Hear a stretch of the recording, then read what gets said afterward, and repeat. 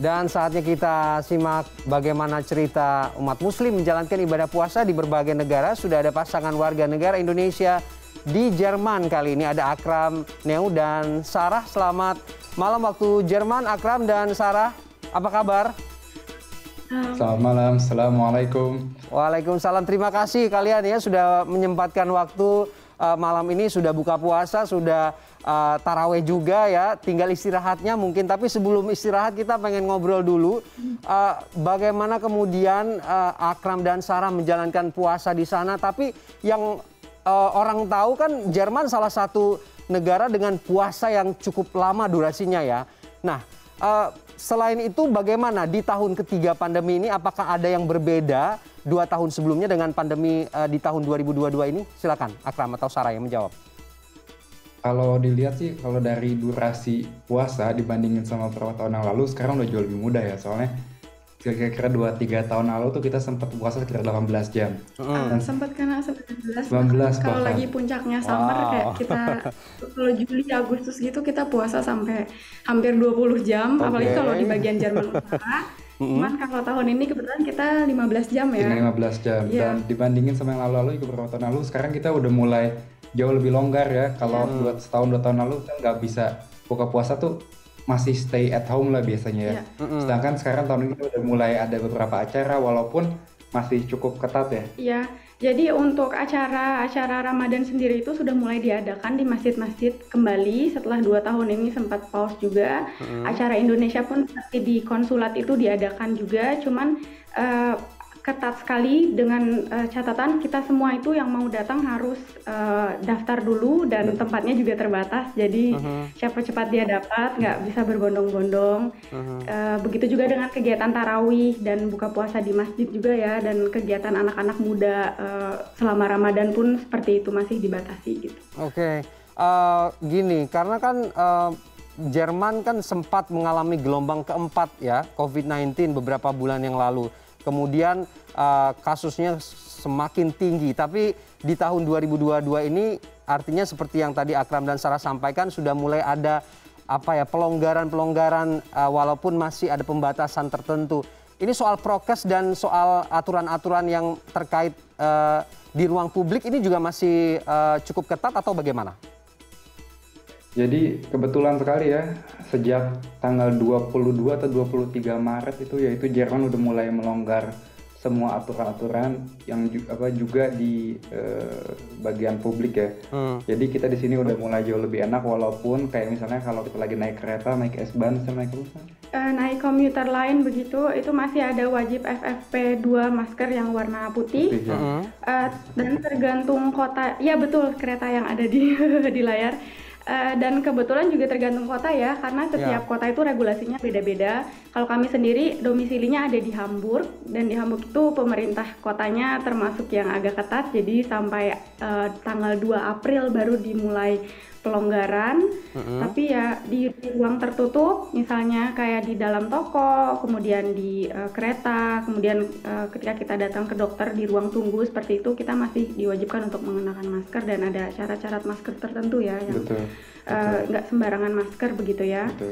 Juga sempat juga kemarin itu kayak misalnya kita hanya boleh keluar dan masuk ke toko-toko jika kita sudah udah divaksin dan atau kita sudah sembuh dari corona begitu. Betul. Kalau nggak kayak gitu, belum divaksin kita nggak boleh masuk kemana-mana tuh di waktu-waktu tertentu itu. Dan untuk waktu sholat juga ya di masjid misalnya ada beberapa saat diwajibkan untuk misalnya bawa sejadah sendiri, jadi tidak diperbolehkan untuk langsung berkenaan wajah dengan sejadah yang ada di masjid begitu. Jadi harus membawa sejadah ekstra. Dan sejak akhir Maret ini ya, sholat Jumat misalnya di masjid itu sudah diperbolehkan untuk sebelah-sebelahan. Tadinya kan harus menjaga jarak, betul? Ya. Sekarang sudah boleh lagi, dengan catatan masih tetap harus bawa sejadah sendiri dari rumah. Oke, artinya kemudian ya memang prokesnya masih tetap jalan dengan pembatasan-pembatasan yang diterapkan begitu. Tapi kalau di Hamburg sendiri, komunitas muslimnya punya tradisi khusus nggak sih untuk Ramadan ini, atau mungkin punya panganan-panganan khusus begitu yang muncul di saat Ramadan aja gitu? Ada. Kalau misalnya dari warga Indonesia, kita biasanya suka buka puasa bareng di konsulat Ya, di KJRI Hamburg di sini, yaitu setiap hari Jumat, Jumat sama Sabtu, Sabtu. dan tapi juga kalau lihat dari warga Muslim lainnya, kita suka ada berbagai event nih, kayak misalnya ada yang dipanggil sebagai Ramadan Pavilion, di mana misalnya ada beberapa stand-stand dan ada makanan dari berbagai negara juga, ada makanan dari Turki, Tunisia, dari Arab, semuanya ada tuh Ya. di situ. Kita sholat bareng di situ, kita buka puasa bareng di situ dengan berbagai makanan yang berbeda-beda. Ya. Jadi ada komunitasnya Ya, sendiri di dan situ. acara Ramadan Pavilion ini sendiri juga ditujukan untuk para remaja yang ada di kota Hamburg ya. Jadi itu bagus sekali juga kan untuk anak-anak muda yang sesama Muslim untuk networking dan ya jadi dapat teman sesama Muslim juga gitu. Ya, alhamdulillah lah kita sini punya tinggal di kota yang emang ada Ya, hal-hal kebetulan seperti ini ya, nggak kebetulan semua kayak gitu. Hamburg memang termasuk yang komunitas Muslimnya itu besar ya. Jadi di sini Ramadan serasa di rumah juga. Oke. Beli kurma juga udah gampang. Jadi ada daerah-daerah di mana di situ ada toko-toko yang menjual makanan halal gitu ya. Dan Betul. setiap Ramadan mereka selalu sedia jualan kurma seperti Iya. kayak di Indonesia aja gitu. Oke, karena memang di Jerman sendiri, di Eropa, salah satunya Jerman ini memang komunitas muslimnya cukup besar ya. Gini, kalau ngomong-ngomong soal mudik, ini kan di Indonesia juga pembatasan sudah mulai longgar. Kalian ada berencana untuk mudik tahun ini?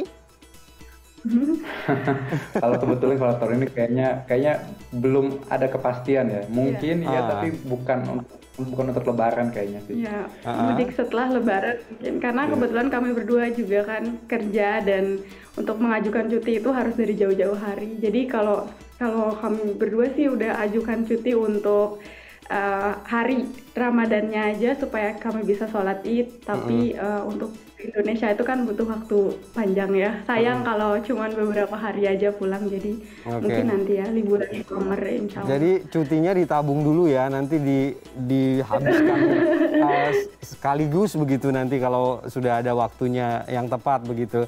Oh ya, gini, karena beberapa waktu lalu Menteri Kesehatan Jerman juga pernah menyebutkan warga yang positif COVID-19 ini juga tidak wajib karantina mulai 1 Mei 2022 mendatang dan dilakukan secara sukarela. Ini juga kita pengen tahu teknisnya seperti apa sih nanti?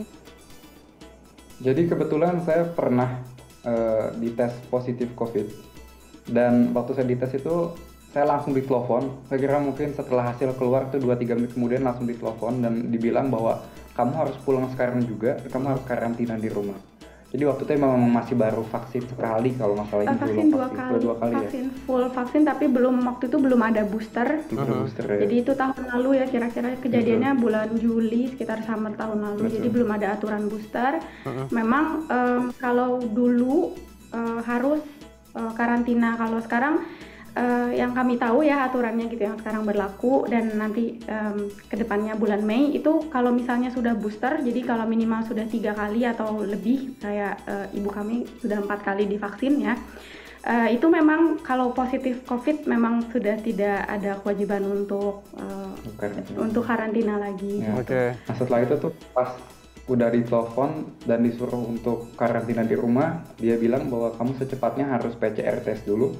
Jadi karena itu weekend di hari itu, jadi saya nunggu dulu selama weekend dan hasilnya saya langsung PCR, dan selama PCR masih belum keluar itu setiap hari ditelepon ya.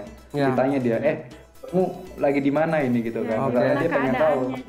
Betul. Dia pengen tahu soalnya kita benar-benar nggak boleh keluar. Kalau kita keluar dan dia tahu bahwa kita keluar, itu kita bisa kena denda ya di sini. Kemudian kami juga di sini ada sistem namanya check-in. Jadi ada suatu aplikasi yang digunakan oleh toko-toko dan restoran. Jadi kalau misalnya kami mau makan gitu di restoran, selain kami harus memperlihatkan bahwa kami tuh sembuh dari COVID atau kami sudah divaksin, kami juga harus scan QR code. Jadi nanti pergerakan kami tuh habis dari mana saja tuh terlihat gitu. Jadi ketika kami dites positif, semua yang sempat berpapasan di jalan itu akan di-notify lewat aplikasinya. Oke.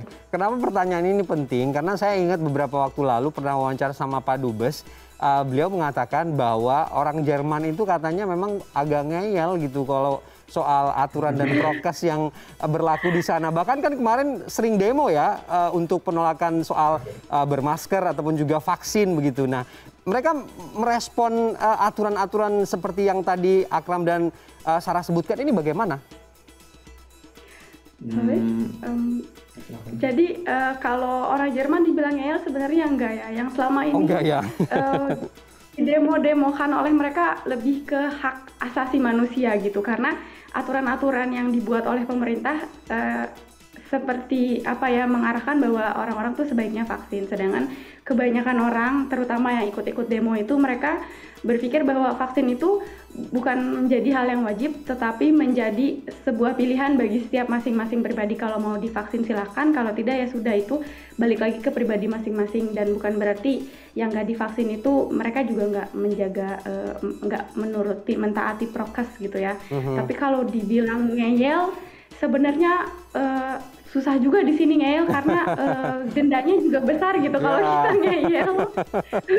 Kalau ketahuan nggak pakai masker itu juga kita dendanya 80 euro ya.